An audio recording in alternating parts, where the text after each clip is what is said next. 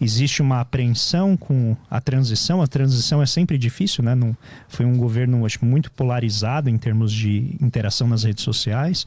Não digo politicamente, porque acho que polarização política envolve um processo bem mais complexo. Eu não acho que a gente viveu isso.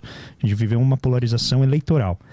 E a transição para uma pacificação, ou para a gente parar de brigar e começar a discutir o que efetivamente está entre nós, que são os temas da sociedade, materiais efetivamente, eu acho que ela é sempre dura. E os eventos do último domingo, né, mostraram que essa transição não vai ser muito simples. Acho que existe ainda muito ressentimento, existe muita... o lado que perdeu, não necessariamente todo mundo que votou no Bolsonaro, mas as pessoas que se sentem ressentidas, desconfiadas do processo eleitoral, elas estão tendo uma dificuldade em aceitar isso, o que é, em geral, normal em qualquer processo eleitoral. Eu senti isso em 2018. Eu fiquei 4 anos, né, sofrendo olhando e vendo o presidente Bolsonaro. Então imagina tá rolando paninho? Que quem votou no Bolsonaro e é mais radical, é mais aliado até afetivamente ao presidente, tem o mesmo sentimento de ligar a TV todo dia e falar: nossa, presidente Lula, não consigo ver isso. Eu acho que até acalmar essas emoções vai demorar mais. Ibanez de depoimento da PF? Saiu já? Então eu tô, né, esperançoso, aliviado, alegre, mas também um pouco apreensivo com o que vai acontecer. Principalmente porque, como essa frente ampla que formou a chapa do Lula e Alckmin, ela tem muitos interesses conflitantes, eles tendem a aparecer de uma maneira dinâmica, então não vai aparecer tudo de uma vez, só que, como você já colocou, a indicação do Haddad já revela algumas fraturas dentro dessa coalizão ampla, né, que formou a chapa Lula e Alckmin. E aí vem o ponto. O Alckmin, o Haddad é um bom nome? Eu acho que é o melhor nome que o PT tinha para indicar para a Fazenda. É alguém incompetente em termos de administração. É um advogado, economista. Eu sei que o pessoal pegou uma piada que ele fez, que ele não sabe economia, mas enfim, a gente pode até debater isso depois se tiver interesse.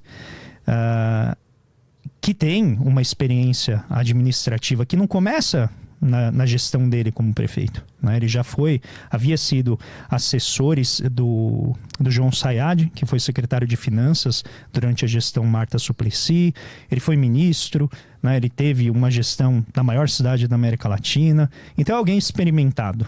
E ele tem um traço que talvez as pessoas com o tempo vão perceber. Quem não era da bolha, vamos dizer ali de esquerda, que já conhecia, acompanhava. Eu apoiei a prefeitura, né, a gestão do Haddad na prefeitura, pro desgosto de muitos dos meus amigos e familiares.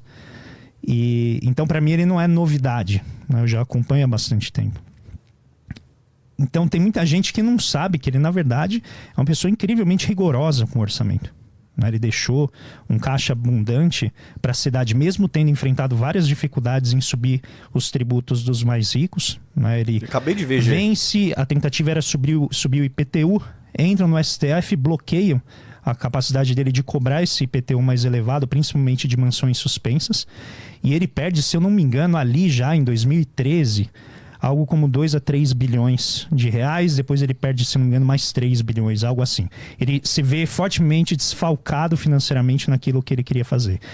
E mesmo assim, ele consegue terminar a gestão dele com caixa, deixa bastante dinheiro em caixa para investimento, deixa todo um programa de investimentos que foi preparado para mesmo após a gestão dele, e nunca teve nenhum problema em termos de gestão fiscal, né?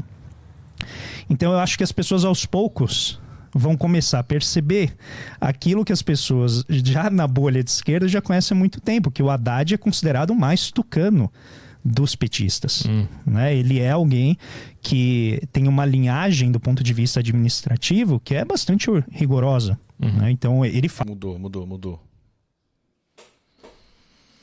Ai, gente, é duro. Fala assim: eu não gosto de déficit, eu vou combater o déficit.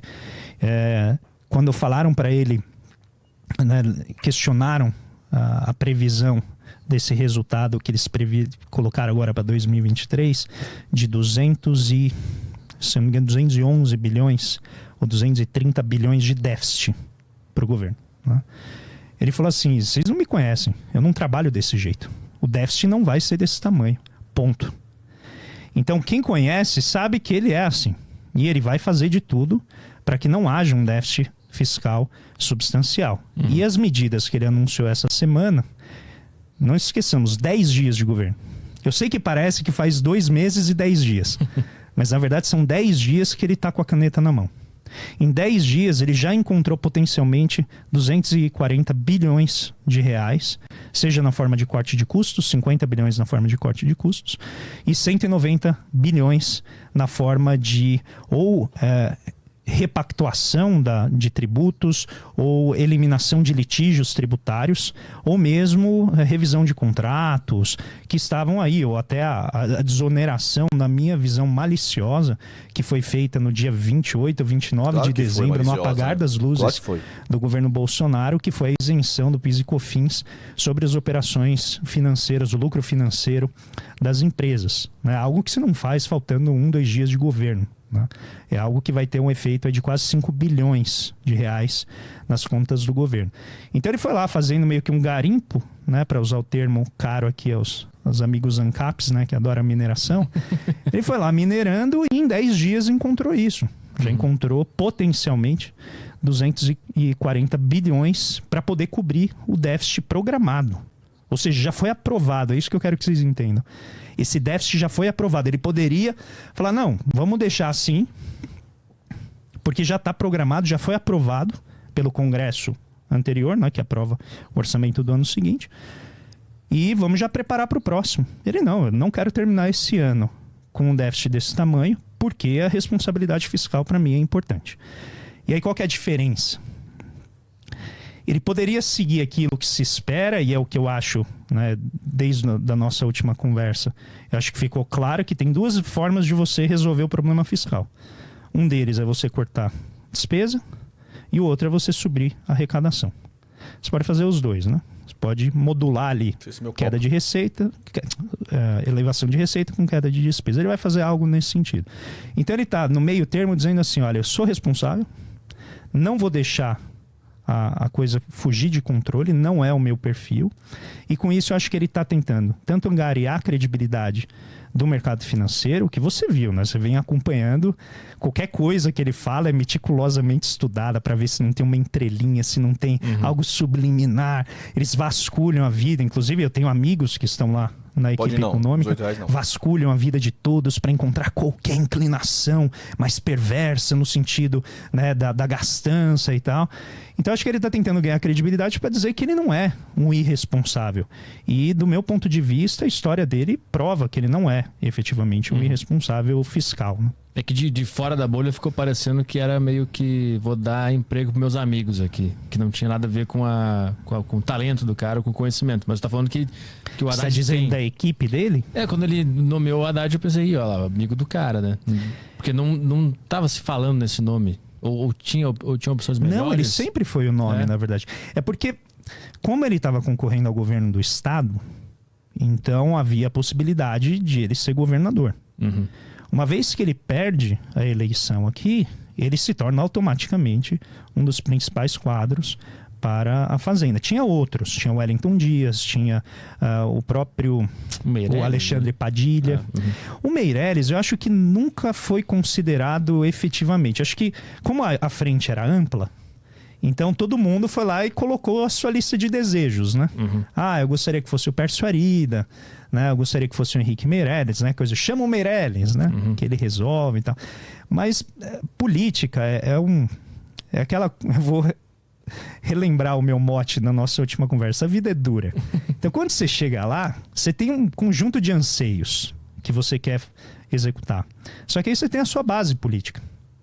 Então, não necessariamente você vai conseguir fazer aquilo que você quer, do jeito que você quer, no ritmo que você quer, na sequência que você deseja, porque você vai enfrentando as restrições que vão aparecendo. Então, eu lembro que na nossa última conversa, eu falei para vocês assim, olha, se a gente estiver em campos opostos da política, o Congresso, ele é o espaço onde eu vou... Ele já sabia que tinha um ministério para ele se ele perdesse o governo? Não sei se acho isso ok. Aparentemente é isso que está sendo dito, né? Mas acho que é a visão do Roncaglia, né? Não podemos... Mas... Vou fazer oposição aos seus anseios. Então, se você tem um projeto de sociedade, e na minha visão esse projeto é danoso àquilo que eu represento, ao estilo de vida dos meus constituintes, né, de quem votou em mim, dos meus eleitores e tal. Então eu vou tentar bloquear o avanço da sua visão de mundo, do seu projeto de sociedade. Agora imagina, Petri, que isso está dentro da tua aliança. Entendeu? Que a gente está trabalhando junto. Então vai ter coisa que você vai falar assim, não, pode tocar isso aí. Sim, não é algo que eu faria, mas também não me incomoda. Agora vai ter temas em que vai ser muito central para você que a agenda avance em outra direção. Então eu acho que a gente tem que olhar a configuração da área econômica do Lula na perspectiva integrada. Então a gente tinha um super ministério. Não é? Então, mas assim, deixa eu conversar com você, o Roncaglia, sério mesmo.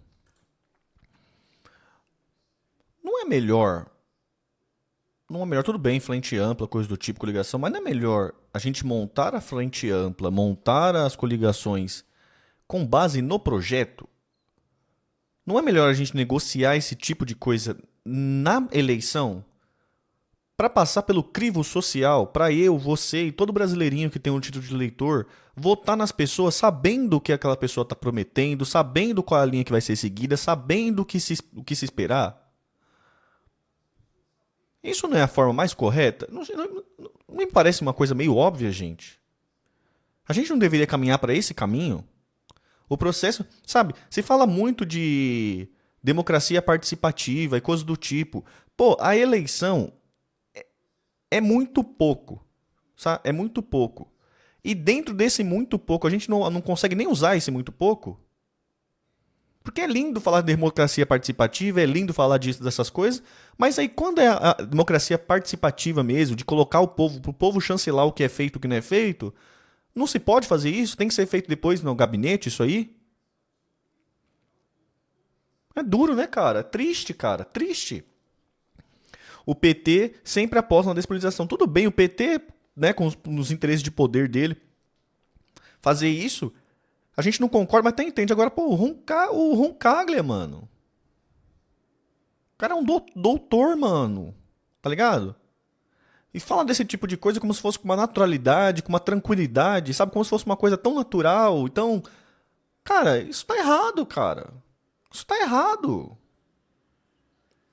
Não é possível que a gente, sociedade brasileira,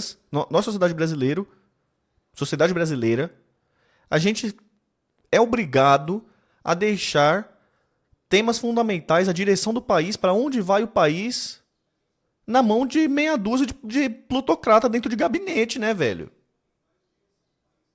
Com a academia e o cérebro do país chancelando esse tipo de comportamento. Sabe? Me entristece, cara. Esse Vinícius é meu namorado. É ele quem regula o ban. Ô, Vinícius. Cadê o Vinícius? Ô, Vinícius, tem como você desbanir a Sara pro tier list? Pessoal, vamos aí, ó, pedir o desban da Sara pro Vinícius pra tier list voltar, por favor. Campanha. Que o Paulo Guedes reuniu trabalho, não tem ban, não. Gestão, planejamento, indústria, colocou tudo lá dentro. Centralizou tudo. É apenas uma suspensão. Sob o mesmo guarda-chuva. E agora está se... eu brinquei que é remembrando, né? Não é desmembrar. Na verdade, está voltando, eles estão voltando a ser membros individuais, como eles eram antes do Paulo Guedes. E aí você tem uma articulação entre ministérios. Então, o que é interessante ver, e eu acho que é potencialmente algo que no futuro pode gerar mais conflito, que é a dupla Haddad e Tebet. Então, agora eles estão conversando, porque a gente está